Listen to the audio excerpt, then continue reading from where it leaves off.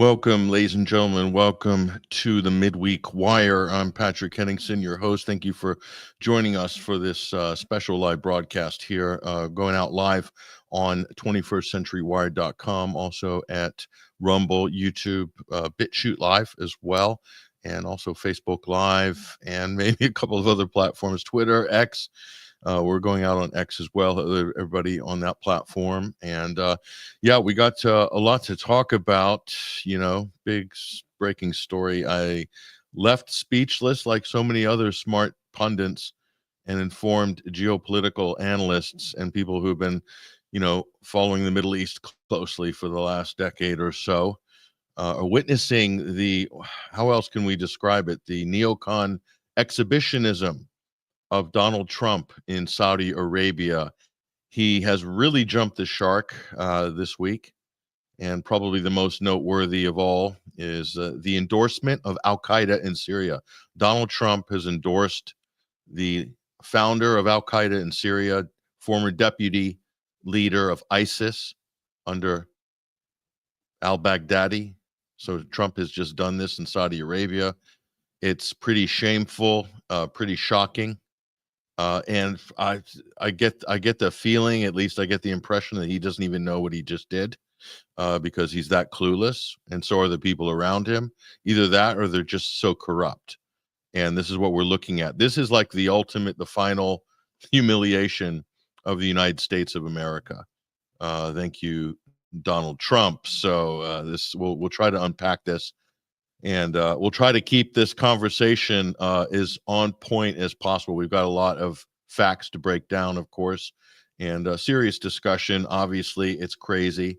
We'll try to unpack it. This has just happened in the last 24 hours. Let me bring on to the program our colleague.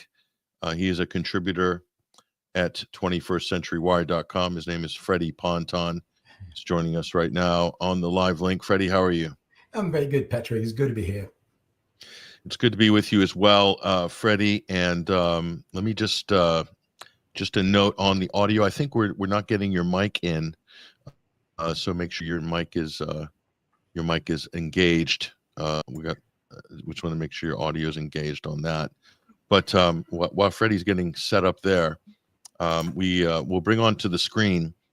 We'll try to bring on just kind of the latest on this, and it's pretty unbelievable. So here are the scenes from the Middle East. We'll bring it up on stage here. 1 2 1 2. Is it better?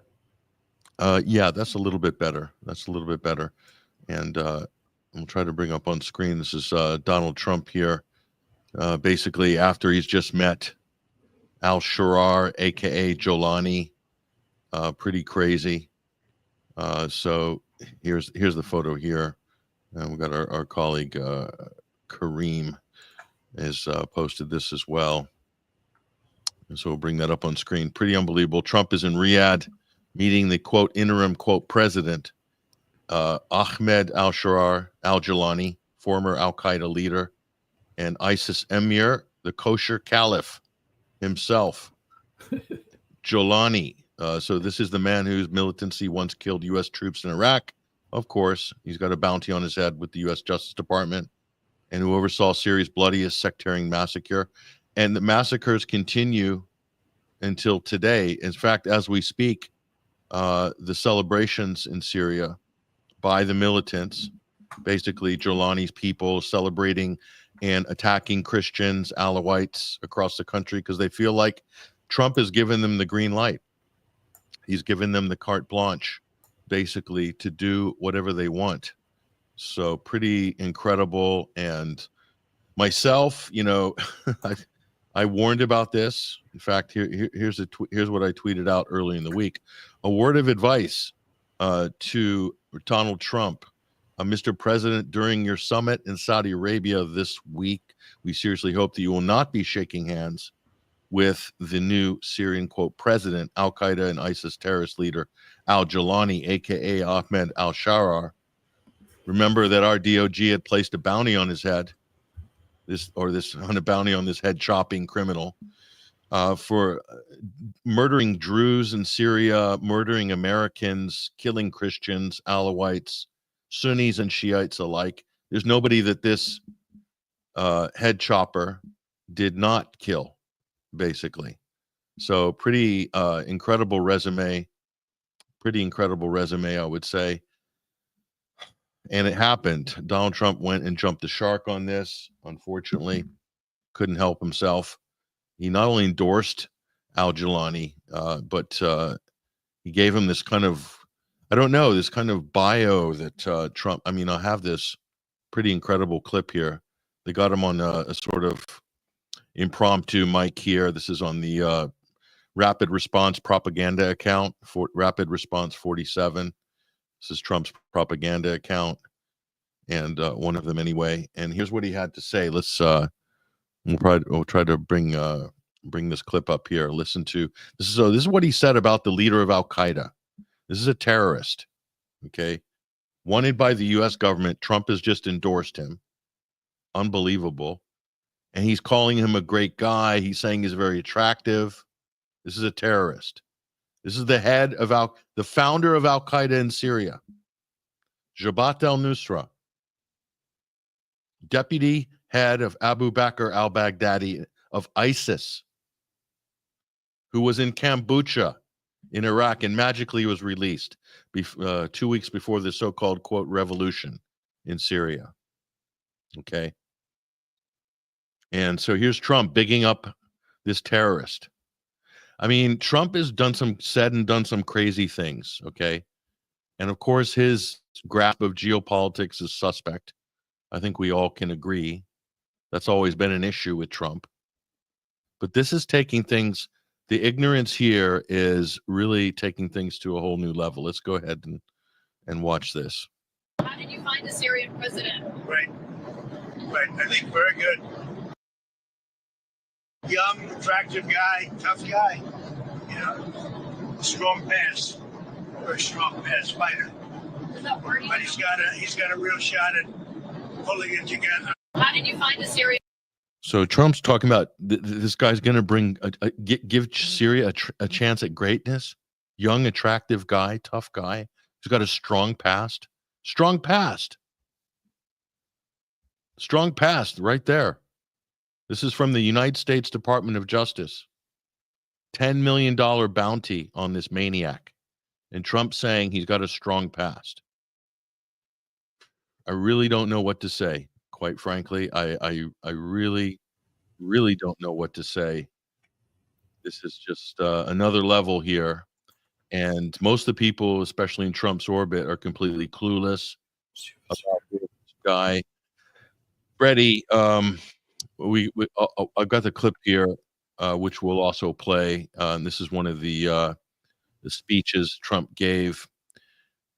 Gosh, I mean, there's just so many of these. Obviously, this speech that was written for Trump, but we'll play it, and you can see the scene here and sort of the people. Oh my gosh, this is something. This is something. Hold on, let's bring this up for a moment. We'll bring this up on stage here. Just one moment. Okay, this is this. Right. Let's take a look at this. Okay, here we go. This is one of the clips from this. Before our eyes, a new generation of leaders is transcending the ancient conflicts of tired divisions of the past and forging a future where the Middle East is defined by commerce, not chaos, where it exports technology, not terrorism, and where people of different nations, religions, and creeds are building cities together, not bombing each other out of existence. We don't want that.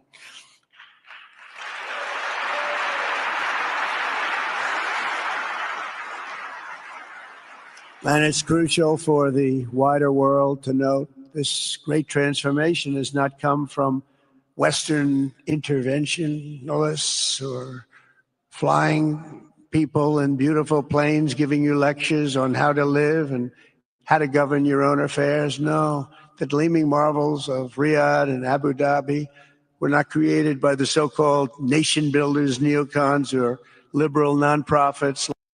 Okay, that's enough. That's enough. So he's saying that the new Middle East isn't because we don't want people bombing each other. This is after the United States spent 7 weeks bombing Yemen, the neighbor of Saudi Arabia, bombing Yemen, and then having to surrender because they lost too many Reaper drones and dumping F-18 Hornets off the side of the Harry S. Truman. Thank you, Pete Hegseth. So this, and the United States paid or basically supplied all the weapons for Saudi Arabia to bomb Yemen for 9 years. Or 7.5 years. They from the March 2015 until I think 2022. I think Saudi stopped attacking Yemen at that point. So what the hell is he talking about, Freddie? I mean, the world that we're living in, it seems to be very different than the world Donald Trump lives in, or this speech is just completely meaningless. Like there's just no point. It's just stupid. I honestly, I am so at my wit's end trying to understand what he's talking about, what they're up to here. Freddie, go ahead. What do you make of all this? Well, I think you're amongst many, like myself, that are not, I would say, confused about what has been said. I think it's just the contents of his speech is literally hard to listen, because there's a lot of fabrications of fact, and a lot of things that he said is simply untrue. So you can spend an hour trying to decipher where is he getting at. Is there a point, actually? Because that's the things, when you listen to the speech, you're looking for a point. Is he actually making a point? And all the valid point that he could have made, he just simply didn't make it. So he went around, on a kind of a lethargy, for an hour, literally saying very little, just basically admiring and sending a lot of compliment to Saudi Arabia and to the Middle East, which seems to have become his new favorite toy, So that's really in a context of very highly tense geopolitical and political tensions in the region. You would expect a world leader like the US president to come with something really solid, which outline and reconfirms the United States position in the Gulf, in the Middle East, and in the greater regions, West Asia, and of course outlining exactly the intents as far as the Gaza genocide, as far as the Iran nuclear deal, and what it means for the regions, what are the possibilities, and what is it and what it takes to be a real peace breaker, a peacemaker, and his role.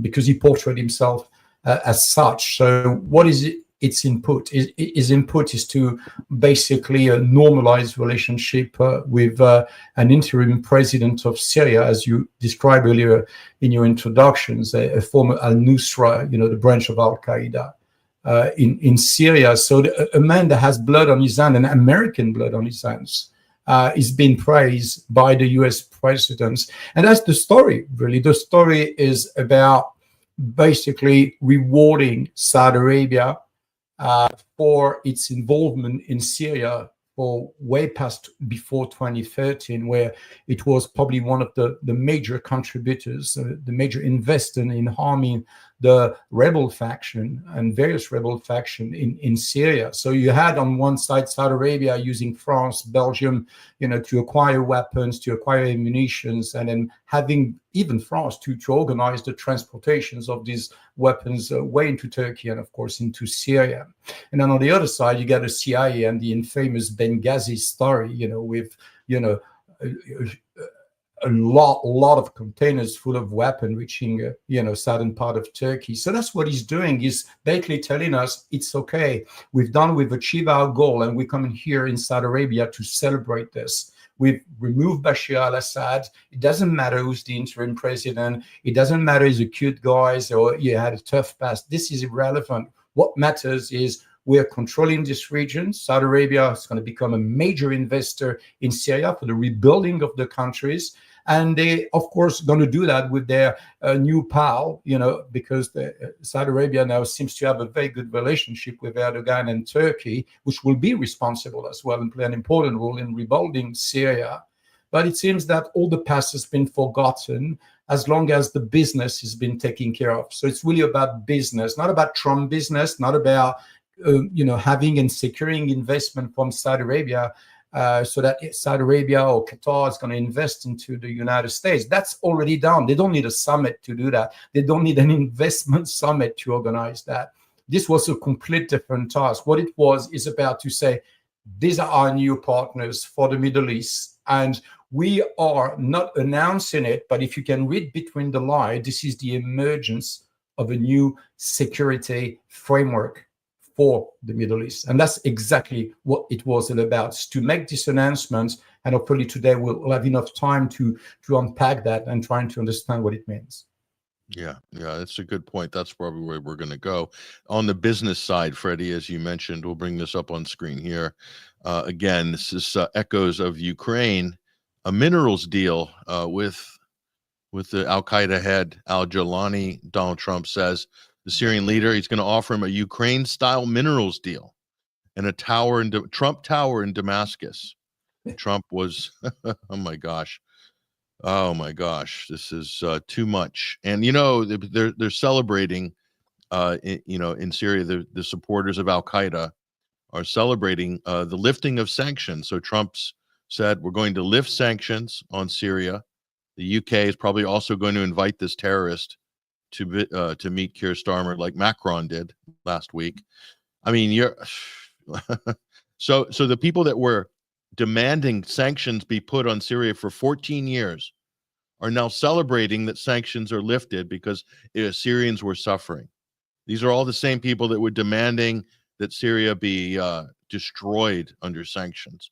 It was all about regime change. I mean, what do you make about this, Freddie? I mean, on the French side, Macron met this Al Galani, received him on a state visit in Paris. And I mean, as a Frenchman, and I know Marine Le Pen came out and totally thrashed him for it. What were your thoughts on that? And he's going to go to the UK as well. I just see so many problems with this. It sets a very bad precedent. And almost like basically, it's like kind of an insult to all of the soldiers that they pushed out there to fight the war on terror for 25 years. Freddie, what are your thoughts? I think the common denominator, Patrick, is the fact that everything that is done, everything that is not even pronounced or articulated, is definitely not about the people of Syria. There's nothing in there for the Syrian people. It's about big business. For France, it's basically the logistic hub for CMA, CMC, the big logistic companies. They want to have a predominance. They want to really be one of the main logistic supplier for the reconstruction of Syria. So, and there's other, of course, deal within the defense sector as well. France has been playing, as a major partner for Saudi Arabia's kind of endeavors in Syria. So we've been helping them, Belgium as well, and other countries have.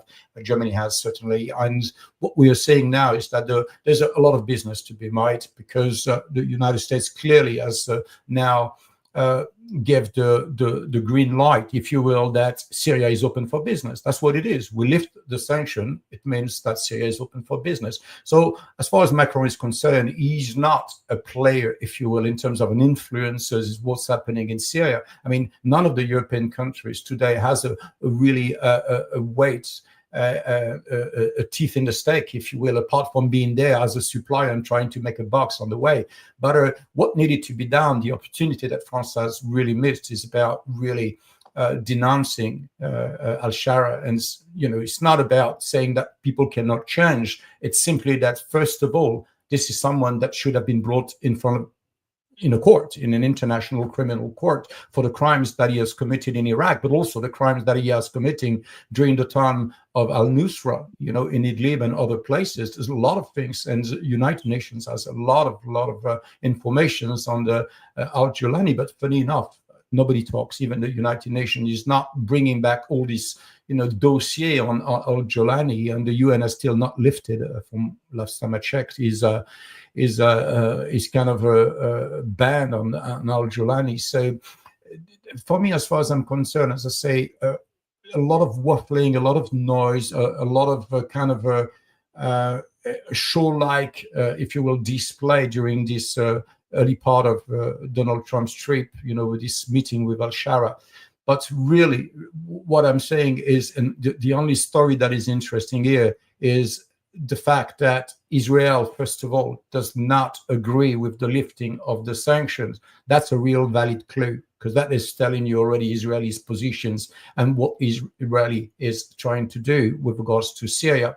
And then the number two part that is interesting is that the guarantees that Al-Shara has provided, the reassurance of Israel's security and his commitment to the 1974 disengagement agreement with Israel. So that's also a very important part. And perhaps the most important part is what Al-Shara has expressed during his conversation, short conversations on Syria. And he said that Syria could become a vital corridor for the trade between East and West.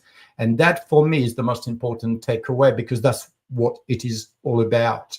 It is about securing, it is about really bringing Syria under the control of the United States, with Turkey and Saudi's money, rebuilding these countries and projecting basically strength. There's a religious component to that, which is about really pushing the Sunni, if you will, presence in the regions by really fighting and removing any form of influence coming from Iran. We know that the southern part of Iraq and many regions of Iraq, for example, were under kind of domination, if you will, or let's say influence of the Shia influence, if you will. And having Turkey and Saudi Arabia working together is really about bringing this Sunni sphere of influence to remove basically any domination from the Shia in the region. That means at the Lebanon border, that means, of course, beyond Syria, within Iraq itself. So it's a big picture about stability.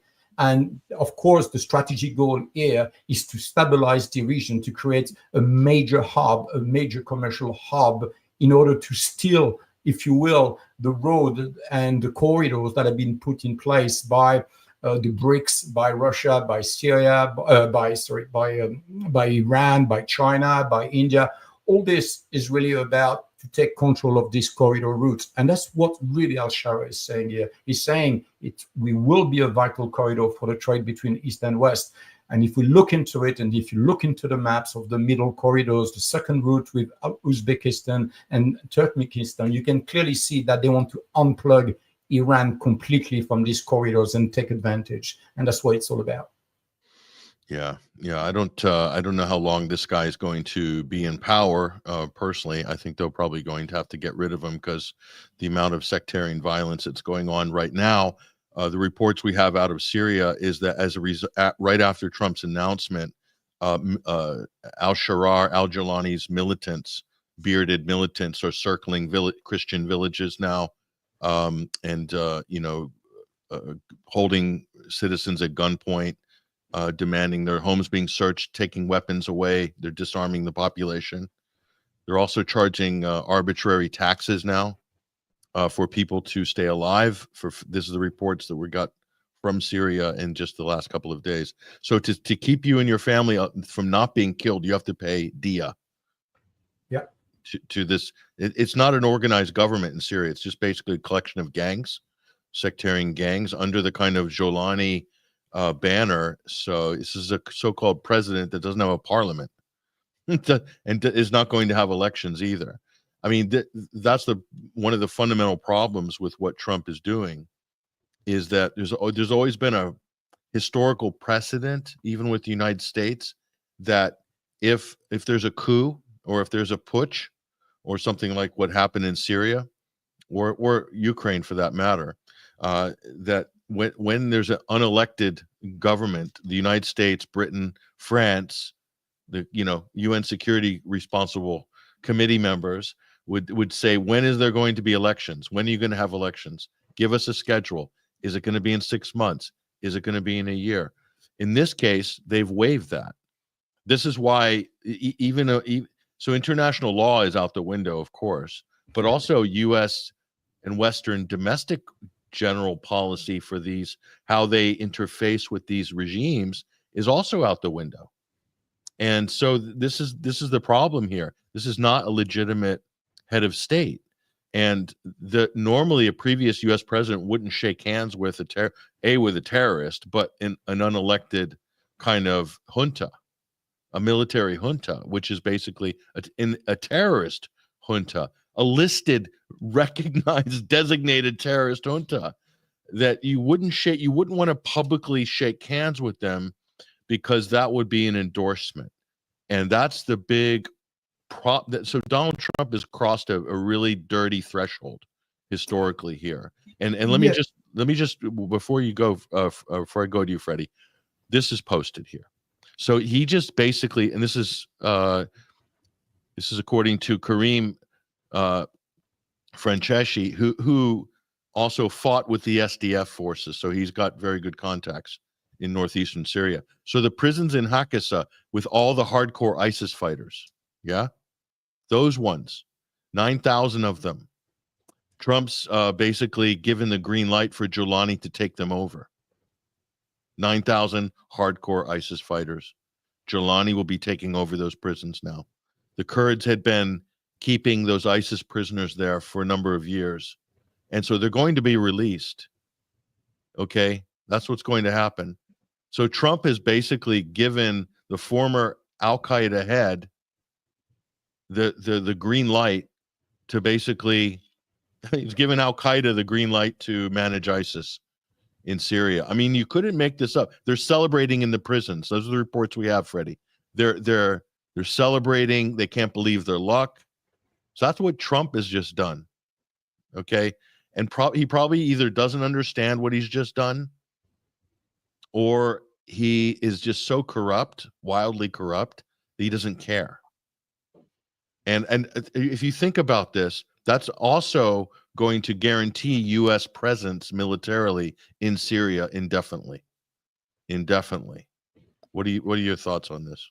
Yes, you're absolutely correct. They're partying in the prisons at the moment because they know what it means, and I think into to a very small degree of clarity. I think Israel is reading it properly. They understand that these people cannot be trusted, and talking about stability while glorifying a former Al-Qaeda branch leader in Syria, it's just simply a recipe for disaster. Anyone with a common sense and understanding of how these people functions will realize that it's not because you have some kind of a CIA control over this guy, because there's only way these guys could have been turned. It was turned, there's no doubt, but it's not fully turned. Ideology is not something you turn. You can promise, you can provide, you can bribe. There's many ways to get a Golani as an interim president in Syria. And it doesn't have to be for the Syrian people, and it's not about pleasing anybody else. It's really about achieving a goal, and that shows how desperate the United States is really to control this part of the world. We go back to the Alfred McKinsey, old heartland regions, and Syria is the hub to control that, to push back the Russian, to push back the Iranians, and to intimidate every single state in the heartlands to not be a partners. This is economic trade. This is economic war that is waged, because you cannot win after what happened in Russia. Clearly, the deal was to destabilize Russia, take over Russia, put a puppet president there, and then after that, going after China. Well, this is not going to happen, clearly. So what is the other way? Well, it's to undermine any effort to control these regions, and any effort for, countries, as I say, from the BRICS, the Global South, anyone to enjoy basically these commercial corridors, so that this part of land, this region, can actually start to thrive, to build up their own economy and stabilize themselves by doing business together. without the presence of Al-Qaeda or ISIS or any of these factions. This needs to be cleaned up. This is what Iran was starting to do. It was starting to fight ISIS, and until ISIS fell in 2019. And this is really about that. And I think Iraq is also pretty much interested in doing the same. The problem is the United States wants to have a pivotal role to control the dynamics in the regions, because they already control now Israel. We can clearly see that this is not Israeli controlling the United States, as many people have portrayed. There is a lobbying things going on, and you can take money from Israel. This is a cultural in the United States. It doesn't mean that the president is going along with the plan. What it means is that he's going for the United States interest, because he understands the BRICS and the idea of all these countries basically trading outside of the dollar will be a major catastrophe for the US economy. So he has no choice but to go to war, and that is an economic war. And the Syrian people, as well as the people in Gaza, have paid the price for this war, because obviously the Israeli Greater Israel project is becoming a failure, because simply Netanyahu cannot be trusted. He's not a reliable partner in the region. And that's what's going on in between Netanyahu and Trump. Trump needs someone that he can trust to stabilize the regions, and not basically lose the plot and go out there, kill 100,000 people, and then next day invade another countries, and then throw a couple of missile Iran along the way. This is just not someone you can trust if you are indeed trying to build stability and peace in the world. So because of that, it is quite clear that now Trump's, by going to Saudi Arabia and delivering the speech that he gave at the Saudi US investment forum, basically saying, you are my new partners, and you and I with Turkey are going to basically control and stabilize Syria my way. And Israel is not interested in that, because we all know Israel prefers chaos in Syria rather than a very stable and a kind of a thriving Syria. So there is a lot of mixed part, and that's why a lot of people are confused, because you need to compartmentalize in your thinking, in your analysis. You got to look at the Iran nuclear deal as one thing. You need to look at the Gaza as one thing. You need to look at the tension between Israel and Trump as one compartment, and then you need to look at Syria as another compartment. And as I said to you earlier, what we are seeing here is clearly, and we're going to see it more and more, that's this emergence of really a security framework, which is going to start and going to be built from Syria. That's why Syria is so important, not because of his mining opportunities. His oil is already there, and the US has, pillaged most of it anyway. But the point here is not that. This is a strategic hub, a logistic hub, a commercial hub, a corridor that needs to be secure. If you want to have a chance to derail any kind of project, whether Iran decide or Saudi Arabia decide to go with the IMEC or decide to go within the BRICS, because the BRICS also is very much involved in what you're saying. This is the consequences of the BRICS. But hold on, but Qatar spent upwards of $700 billion over a 14-year period to destroy Syria, because Qatar wants to, among other competing pipeline projects, certainly they have a gas pipeline project that would have to go through Syria as well. Turkey and other people might be able to get some transit fees from that. But so, in terms of stability, they want it stable, but only for the Gulf partners. So we have Israel on one hand, that also wanted Syria to go, because they wanted Assad to go, and they want Syria to be broken up into smaller countries, because they don't want to have any potential Arab country that might take the side of the Palestinian people. That was the problem with the Assad government, is they supported Palestine. That's right. This government, the Golani government, doesn't care about Palestine. They want to normalize relations with Israel, because that's what the Gulf and the US are telling him to do, and he'll do whatever he's told, because he probably knows he can be killed or liquidated or evicted at a week's notice, basically. Yeah. So the problem is there's a bloody civil war that's brewing, that's simmering right now in Syria. So this guy, this Al-Qaeda leader, is definitely not the future. He doesn't even govern There's 120 armed factions in Syria. He has control of 30 of them. 1/4. He controls 1/4 of the country. That's effectively. Right. And he's trying to, along with Israel, they're trying to engineer a war with the Druze population as well to top it off. And so it's like so many of these dastardly plots. Okay, clearly Trump doesn't have a clue about anything that we have just said. If he does, he has maybe a surface level understanding of it.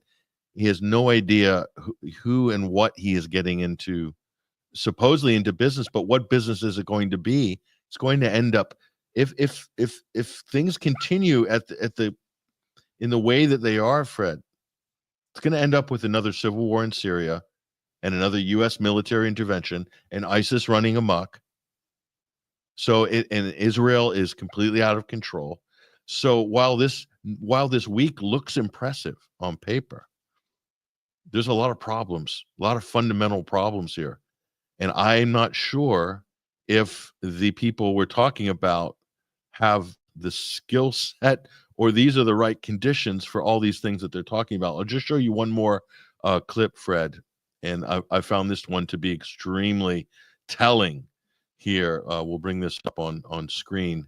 So this is, he's mentioned Gaza, but obviously doesn't say the word Israel in any of this speech. It's kind of incredible if you think about it, but that's basically, the SP here. Let's listen to this. The people of Gaza deserve a much better future, but that will...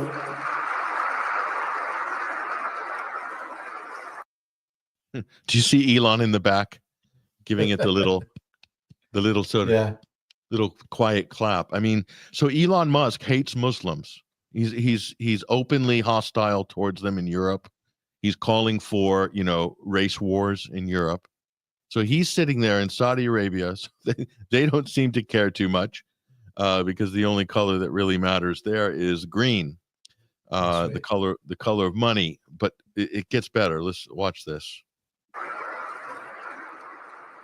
But that will or can, but that will. Hold on.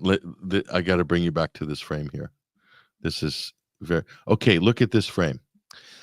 So we've got Pete Hegseth on the right-hand side. He's got a tattoo under his jacket that says infidel in Arabic. Fred. That's the U.S. Defense Secretary. And then the other one on the right, on the left, that's Pete Hegseth on the right-hand side on the end. And the one in the middle in the suit who looks like he's bored with his hand over his next to his cheek. That's Howard Lutnick. Okay. He's the Commerce Secretary. He is openly hostile towards Muslims and basically declared war on jihad at Trump's rally at Madison Square Garden. He is, I don't know if he's a dual national, Israel American, but that's who they're holding court with. So, and these are two people that are basically enabling and enthusiastically supporting the genocide of Palestinians in Gaza. And the Saudis are supposed to be, we care about the Palestinians. But this picture just kind of says it all, really. And anyway, hold on. We'll listen to this comment by Trump. But that will or can not occur as long as their leaders choose to kidnap, torture, and target innocent men, women, and children for political ends. The way those people are treated in Gaza, there's not a place in the world where people are treated so badly. It's horrible. So Trump is lying through his teeth there. If you look at the hostages or the POWs, let's say, because most of them are IDF soldiers, they've been released by Hamas. All healthy, happy, high-fiving the Palestinians on their way out. So they haven't been tortured. The Israelis who kidnap 9,000 Palestinians and keep them in a gulag, okay? They've been tortured, raped, killed, starved, and if they can be released alive, they're in horrendous condition. And so Trump is basically lying. He's saying that He's very clever, Trump. He doesn't name names, but he gives a narrative, and you're supposed to guess who he's talking about, but we can kind of work it out, which I think is very dishonest and very deceptive on his part. Or whoever wrote the speech was very careful not to mention Israel in it, but it's a complete lie. And Saudis are just there lapping it up. And I just wonder, nobody is honest about anything these days. Everybody's lying to each other, Fred. Everybody's keep lying. The lie. You have to keep the lie. You have to keep the lie alive. When you start to lie, you can't keep on lying. That's all you can do. There's nothing else you can do. And these people have no problem doing it, on national televisions or in big events like this. It really doesn't matter. To them, it doesn't matter because this is politics. They don't even consider it as a personal conviction. This is not about something they believe in. This is about business. And this is about taking care of the business. And if taking care of the business means that it is Hamas that has killed 48,000, more than 50,000 people, mainly children and women in Gaza, then let's say it's Hamas, and let's not mention the word Israel, almost like Israel is not, involved at all with this genocide. But that's what he's paid for. You take money from the Israeli lobbyists, you're going to have to shut up. You're going to have to keep the lies going. That's what he's been paid for. And Saudi Arabia doesn't care. He can't stand there, and he would have got applause if he stood there and said, we are completely, we are shocked and horrified by Israel, the killing of 60,000 civilians in Gaza. And this is a terrible loss of human life, and etc. It's a massacre. We want it to end. My administration is working to try to achieve a ceasefire, even if it's not going to happen. At least as a politician, this is the thing, Fred. At least as a politician, since the beginning of politics, you just at least put the show on. At least pretend like you care. At least. Even if you can't make it happen, at least it sends the message to the people that at least somewhere in the back of your mind, behind all the arms deals and all the oil deals and all the mineral deals, that somehow maybe you care way in the back of your mind, and eventually you'll get to it. But they don't even bother with that these days. That's the thing to me, I think, is the big change, if you will, culturally, in politics. And Trump is just kind of this new era of complete nihilism and just complete disregard for humanity on a scale, but couching it in this, I'm a man of peace. Death and destruction follows this guy wherever he goes. It's extraordinary. And this, to me, this week is just, to me, it's the cherry on top of the whole circus. Okay. He is Donald Trump. Follow me on this. Follow me. Donald Trump has finished the life's work of Hillary Clinton and John McCain in legitimizing Al-Qaeda and ISIS, and allowing Al-Qaeda and ISIS and the bearded head choppers to have their own state, Islamic State, right in the center of Sham, Syria, the Middle East. That's what Donald Trump has just basically put his stamp and completed Hillary Clinton's life work and John McCain. Donald Trump is the ultimate neocon exhibition this week. And George Bush would be proud of him. He waved the sword in Saudi. He did the whole thing. So that's kind of what it is, Fred. Yeah, that's what it is. And more importantly, I hear a lot of colleagues and journalists that are saying, "Oh, we're confused. We don't understand what Trump means." It really doesn't matter what he says. That's the number one with Trump. What he says doesn't matter. It's actions and fact. That's what matters. You look at people's action, what they're doing, when they're doing it, who they're meeting.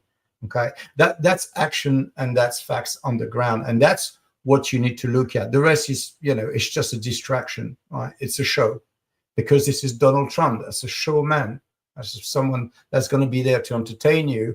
And for 1 hour, it's going to obviously get a nice paycheck here from the organizers to speak for 1 hour there, with a complete assembly of delegates from, top GCC countries, top investors, top money. So he's got a platform there to promote, how great the United States is, how great the foreign policies of the United States are in the Middle East. When anyone's with a bit of knowledge and doing a bit of digging will clearly understand that the biggest destabilizer of the Middle East is the United States, followed by Israel, its mercenary states, if you will. That's what it is. And if there is business to be made, if there is economic corridors to be secured, that's what I say. I always go back to corridors, and people will understand eventually, because it's more and more popular in the discourse where people are starting to understand that this is the big pictures. We're talking about macroeconomics here. We're going to talk about a shift in policies that is going to affect, this 21st century, really, on how business is going to be conducted, what is going to be your liberties, what is going to be your freedom within the 30, 50 years to come, because the uprising, the global uprising is coming. A lot of people around the world are unhappy. The loss of confidence in your governments, in your institutions, when it starts, there is no way to end it.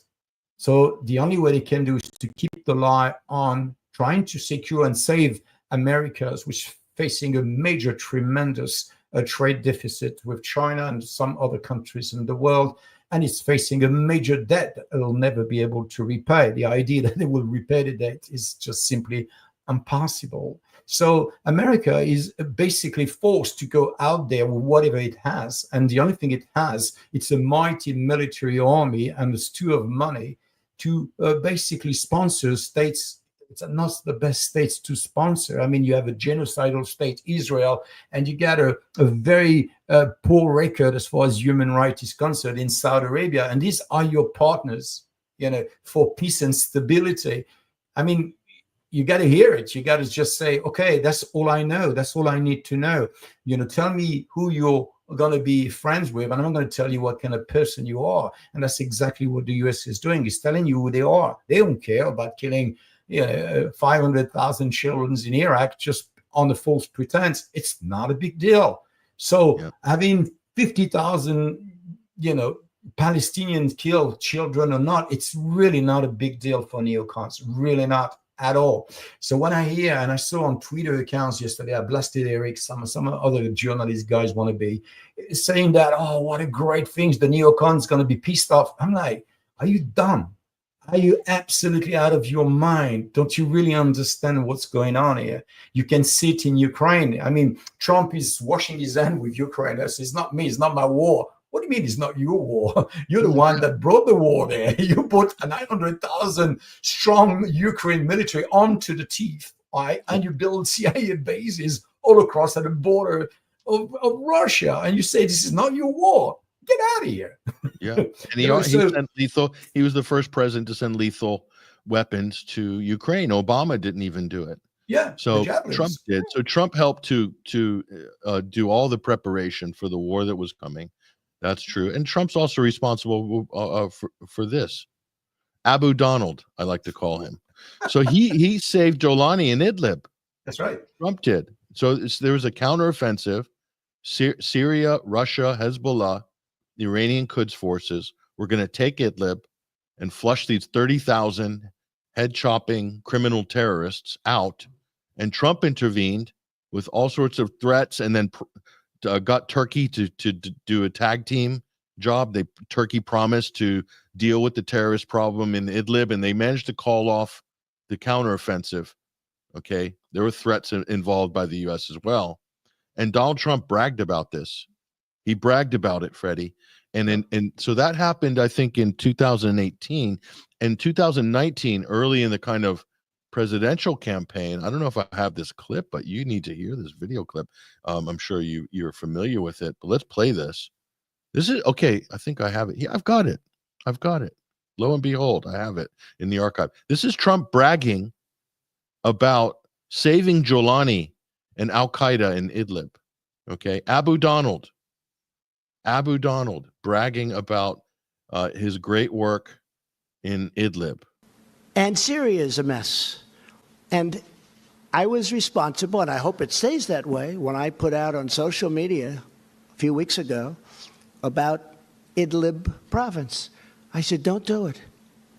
I'll tell you, it happened where I was at a meeting with a lot of supporters, and a woman stood up and she said, there's a province in Syria with 3 million people.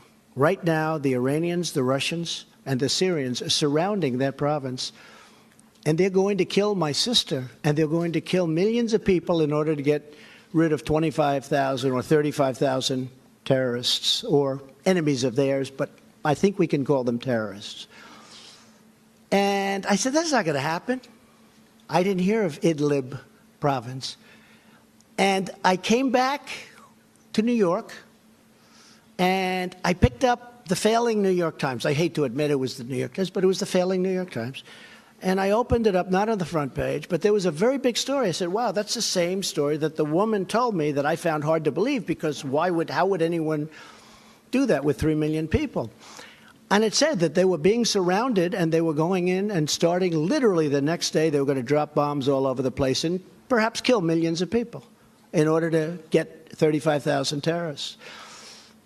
And I put out on social media and elsewhere, I gave Mike Pompeo, John Bolton, everybody these orders. Don't let it happen. I said, don't let it happen. That doesn't mean they can't be selective. They can't be, go in and they've got to do what they've got to do with terrorists, assume the terrorists, but don't kill millions of people. And it stopped. You saw that. Nobody's going to give me credit, but that's okay. That's okay, because the people know. I have had more Syrians thank me for that. This was about 4 weeks ago I put that out. I said, they're surrounding a city of 3 million people. They're going to start bombing the city. Don't let it happen.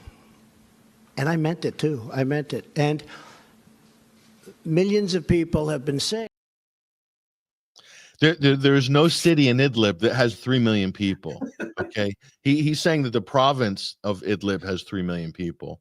Okay, debatable at that time. But and then he's saying, oh, you can be selective and hit the terror. Of course, they were going to be selective. Syria's not going to kill its own people, just like Russia's not going to kill its own people in the eastern regions in Ukraine. Okay, so Trump is just completely BS. He doesn't know what he's talking about. And the people thanking him were all the regime change lobby. Okay, this is all the sort of Clintonites, McCainites and Obamites. They were thanking him because he basically saved Al-Qaeda. That's Abu right. Donald, Donald saving Private Golani in Idlib, 2018. I'm going to make a movie about it. It's so glorious. What I did was so great. It was so great. A lot of people loved what I did. They loved it. They loved it. I saved Golani, saved 30,000. We can call them terrorists, some bad guys. So I saved them. Abu Donald. That's what they call him in the Middle East, Abu Donald. That's why they're going to give him a tower, the Abu Donald Tower. That's what's going to happen. God almighty.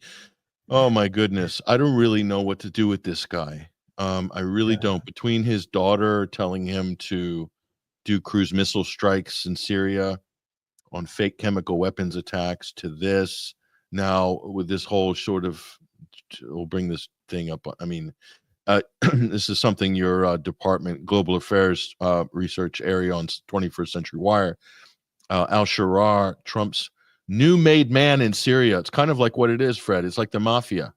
Is he a made man? I don't know if he is a made man, but it kind of looks like it now. But they could dump him, couldn't they? Some people shouldn't wear a suit, and he's one of them. You want to see him with the keffiyeh and the guns and going out there doing with the machetes, going around and chopping a couple of heads. Look, this is not someone that can fit in that suit. He doesn't have the acumen. He's just a face for the apparatus. They needed someone, and there was no one available, no one that they could find that could provide, that could listen, and that could obey. It's all about obedience. It's about responding positively to whatever comes out of the United States, Qatar, Saudi Arabia, or Turkey. It doesn't matter. These guys wanted to do something, and they had to obviously polish his records and revamp and invent a new man that does simply not exist. This is not a new man. This is a new made man. There's a difference. And he's made man. That means that Israel cannot touch him. And that means that anyone goes after him. That's what he's doing by meeting 30 minutes only with Al-Sharia. He's telling, my guy, don't touch him. He's made. He's got now, power. And Saudi Arabia is out there. They're going to bring the money. The Turks going to bring the brinks. Everybody's going to bring technology. And then we're going to go after Iraq and the rest of whatever reminiscence of Shia presence in the regions. And then we're going to cut them off from any kind of influence or sphere of influence in West Asia. That's it. Israel could, may, will, may not play a role in achieving this goal. It depends on what's going to happen in Gaza. Literally, this is what's going to happen in Gaza, because staying on the Mount Hermon and the southern part of Syria, it's only going to be a matter of time before this is going to become a problem, right? So what I really found unbelievable is that Saudi Arabia and Turkey have managed to not kind of go after each other. They've not been, having this rivalry that they've had for so many years. I mean, I know Saudi Arabia bought a lot of drones in 2019 and 2023, sorry. And then they got this relationship going back on track, if you will, with Erdogan, because Syria is a catalyzer, if you will. So that's the only reason why this relationship is working, because there is something in there for both of them. They can agree upon that Sunni kind of ideology that they want to push into the into Iraq and Lebanon. So then, of course, they can see plenty of money and plenty of opportunity to create a major commercial hub.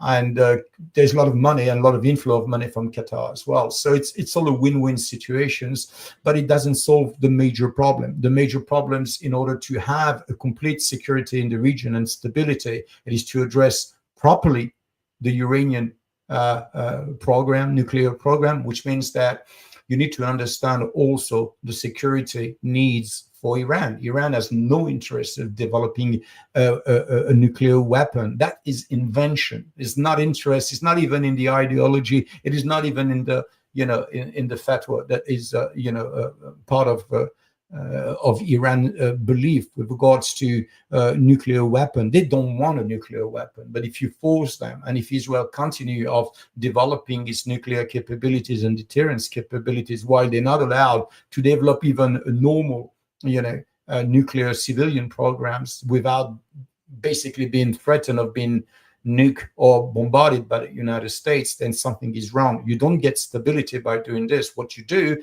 is to say, whether we completely denuclearize the region, that's when Israel has to open the door and say, look, that's it, time, game over, or whether we say everybody is allowed to it, and then we can have a proposal like the one the Iranians have tabled during the last meeting in Oman, when they say, why don't we have a nuclear consortium between regional actors, powerful actors in the regions, and having basically a complete nuclear programs put on an island, of an Iranian island, which hold that thought before we go to that nuclear question.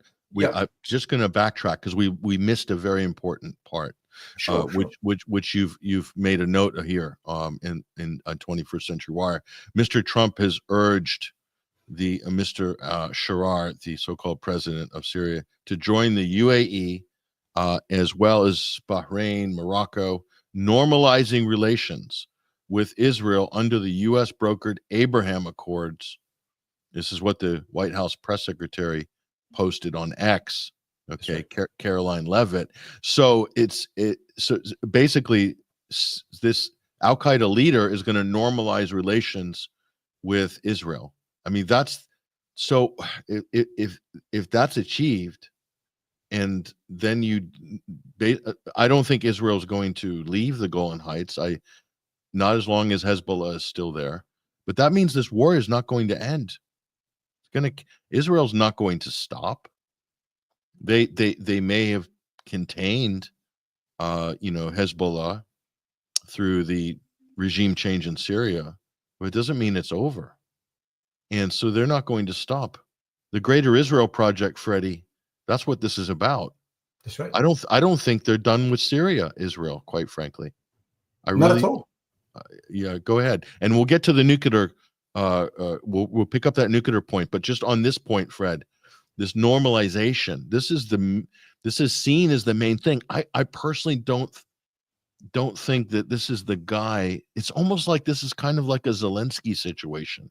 You've got this precarious non-president president in power, and Trump's doing deals with this dodgy character. It's very much like Ukraine.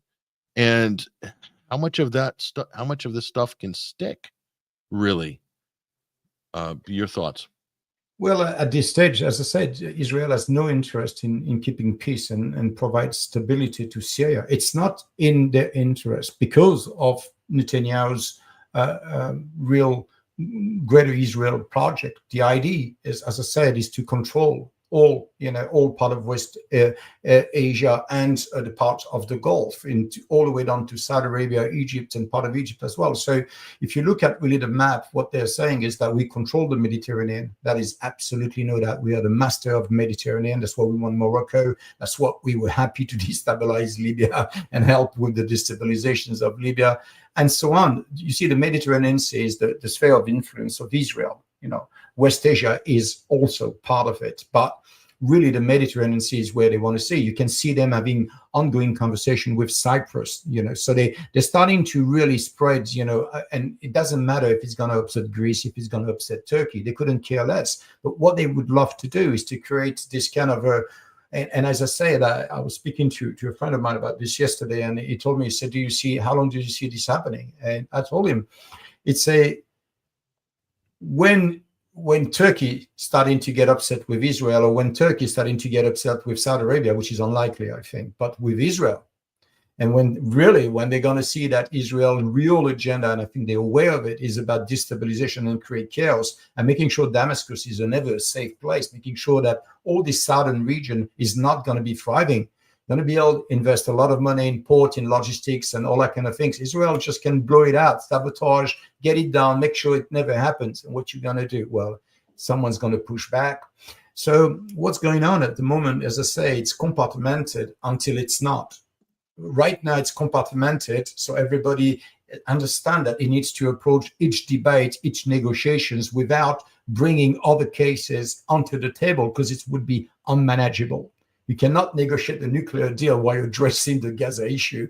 It's just simply two different subjects, and you need to compartmentalize that. And I can tell you this is exactly what's happening. But to a certain degree, all these problems are going to start to emerge, and they're going to explode. And they're not going to explode during the negotiation table. They're going to explode on the ground, right? Because we don't really know what Iran is planning. Iran is not talking. Iran is not even threatening. Iran said they will retaliate. They never retaliated. And Fred, what about these guys? They just hit Ben Gurion Airport with 3 missiles today, the Yemenis. So Ben Gurion Airport's been shut down. International carriers are not flying, a lot of the major ones.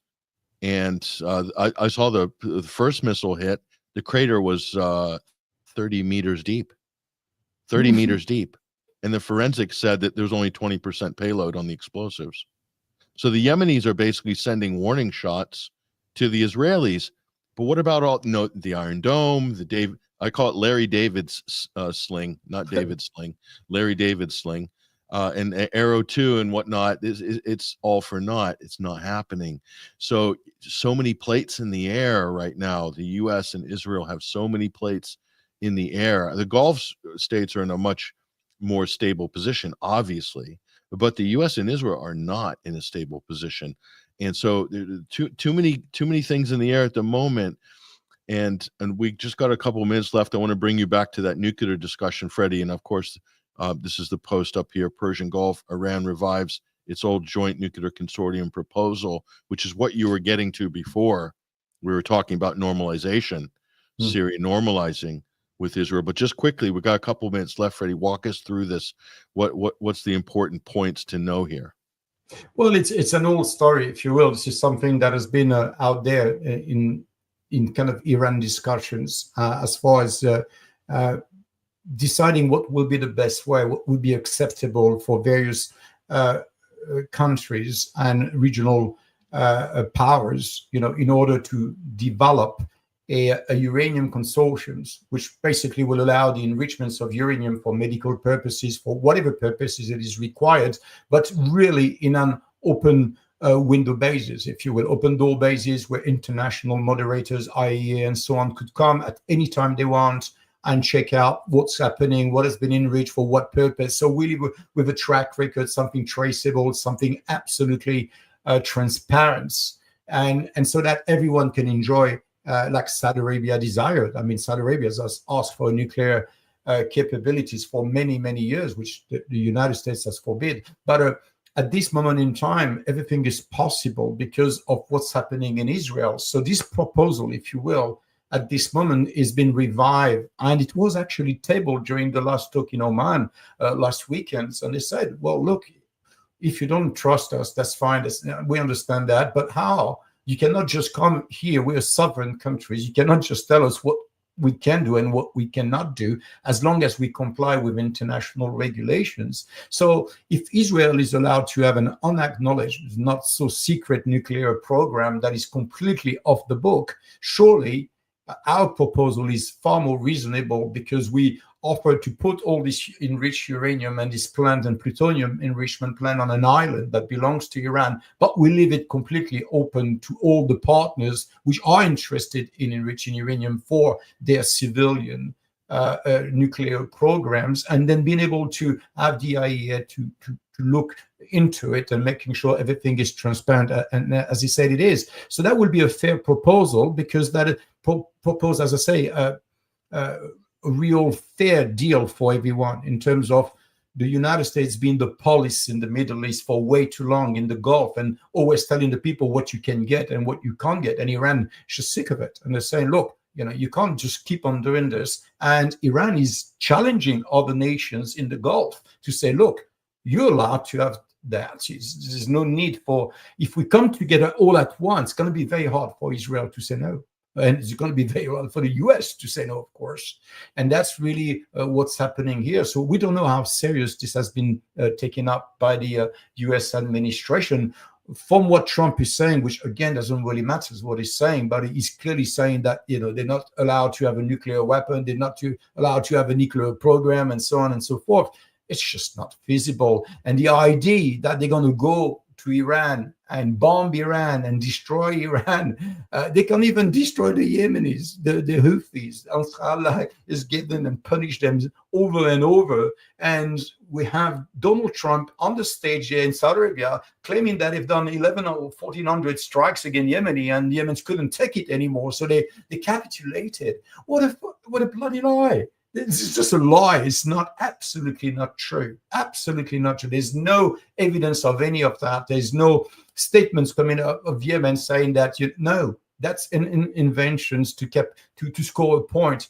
But what the facts are saying is completely different.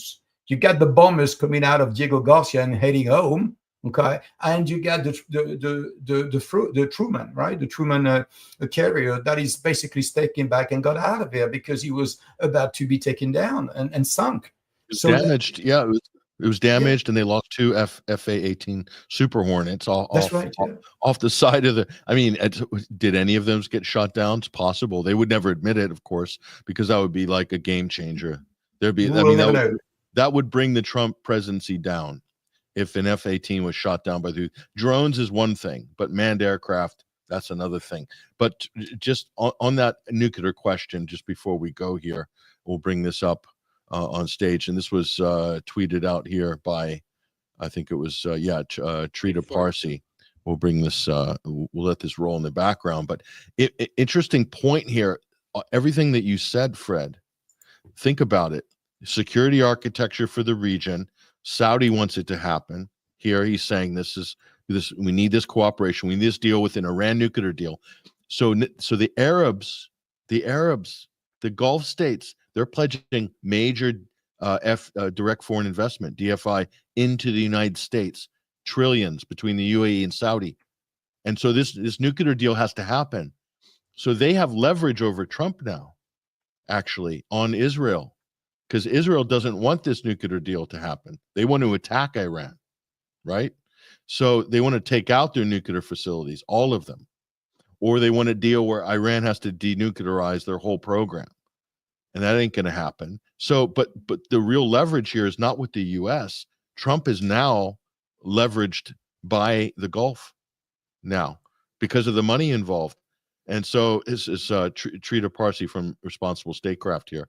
Saudi Foreign Minister Farhan says U.S.-Iran nuclear deal, quote, would remove a huge burden of risk in our region and open up significant avenues for even greater cooperation, et cetera, trade, investment.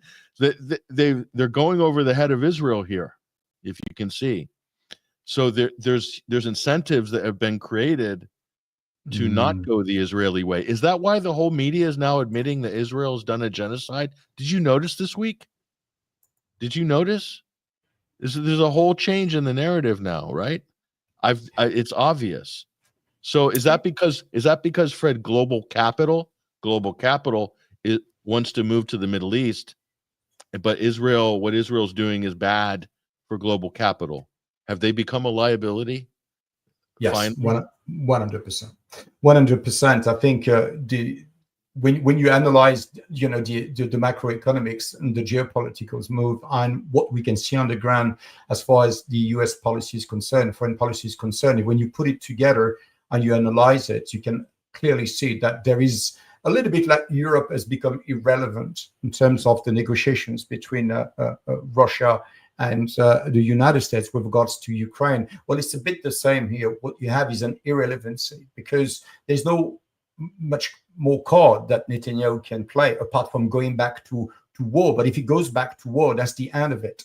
And that's, I think, kind of an intelligence way for Trump to have basically get back at Netanyahu, not doing it in a front way, in a front manner, antagonizing manner, just saying, well, this is the geopolitical game we are playing. And if you cannot provide, if you cannot play along and stabilize and do what we want you to do, then why should we have you as a partner in the region when we have a much more easy partner to deal with that is far more richer than you are, has a lot of money, ready to invest in the entire regions to do that? It's a no-brainer. And then, of course, this expansion, as I say, into Lebanon, into Syria, creating chaos there and maintaining this instability is completely going against Trump's policies, if you will, and plans. So is Israel becoming irrelevant? Yeah, it's becoming irrelevant on the international stage, but it's also the Netanyahu administration that is becoming irrelevant on the domestic stage as well. Because if I have to do a prognostic, a forecast on what's going to happen next, well, I would say that Netanyahu would have to be forced out one way or the other, because nothing can be achieved until Israel remains in the middle and is trying to convince the world that they can do whatever they want, whenever they want, without repercussions, and they are still the mercenary, the military might in the Middle East. That time is gone. And I think the war, if you cannot win the war against Hamas, if the US cannot win the war against, the Houthis, and you have nothing to stop this genocide, there's nothing you can basically hook yourself on and saying, this is solid, I can grip myself with that and I can get traction. Israel can have no more traction on any domain at this moment in time. This is why I believe I wouldn't even be surprised that within months to come, we start to really talk about the recognition of the state of Palestine. That is the only way the Trump's policies in terms of what he's trying to achieve can work. If he doesn't have that, he will never have Saudi Arabia. There's not going to be a Palestinian state in Saudi Arabia like Israel and Netanyahu was talking about. This is never going to happen. And no countries what Trump was talking about, we gotta move them to Egypt. They're going to go to Jordan. We're going to build beautiful flats for them, beautiful apartments, but not in Gaza. It's terrible in Gaza. Too much death, too much destruction. Yeah, with U.S. bombs. I mean, it's just, I mean, come on. The videos they released with him and Netanyahu drinking Mai Tais it's disgusting. But it's hard to know with Trump, Fred, what he's saying today. Is it going to be relevant on Monday? Because it's just pivot, flip, just on and off. No, we've got a deal. I've done a deal. And then all of a sudden there's no deal, with Ukraine. So there is that sort of unpredictability of whether any consistency or whether any of this is going to stick. We'll wait and see, because that's the big challenge of the Trump administration: is can they actually finalize and make something happen? The speeches are great. The performative aspect, of course, is great. The headlines are constantly, we're chasing them around, trying to figure out, oh, what's Trump going to say or do next? Totally unpredictable, but yet completely unreliable as well. So the U.S., I don't see any coherent strategic policy anymore from the U.S. We're in a gray zone right now. We don't know where the regional partners are trying to move in and maybe do things for themselves, as you said, Fred, and I think that's great. But it's also in that vacuum of instability, some things can happen that are unpredictable as well. So it's difficult. It's difficult to predict. But we're going to wrap it up, Fred. We can go on, but we're going to be another. I think I'm going to be on the mother of all talk shows with Galloway live on X in about half hour. So tune in on X. I'll listen to that. That should George be Galloway's channel or whatever.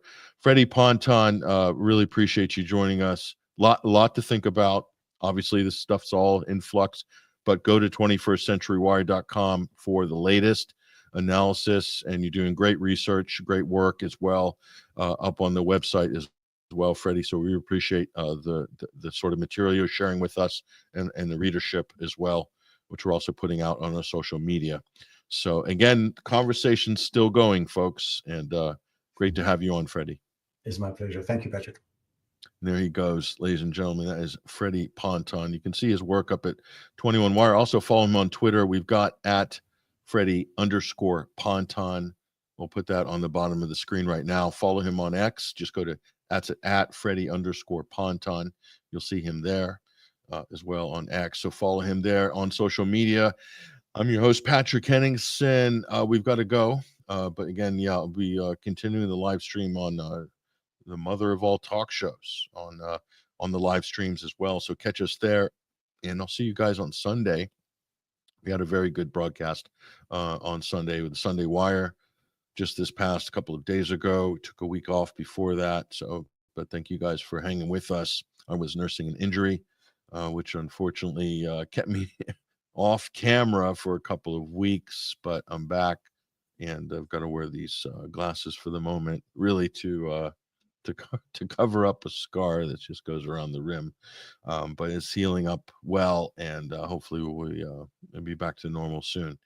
But anyway, take care, you guys. This has been a fantastic midweek wire, and if you like what we do, if you like the type of content that we are putting out, the type of analysis, we're doing these two main shows, the midweek and Sunday as well, midweek wire and Sunday wire. If you like what we do, please consider supporting us.